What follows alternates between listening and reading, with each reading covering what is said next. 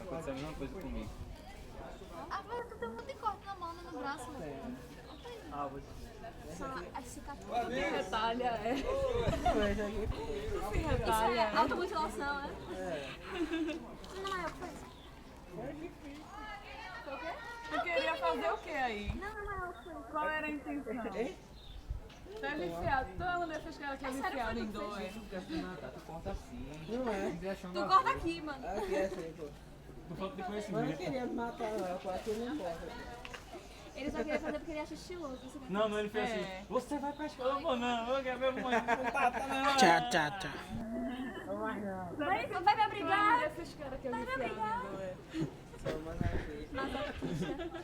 Aí, isso não daria certo comigo. Aí eu Como pegava um é, estilete. bebê, assim, Eu vou pra escola, não, tá. Aí meu pai, não, peraí, deixa eu resolver essa bronca aqui. Quer perder o braço?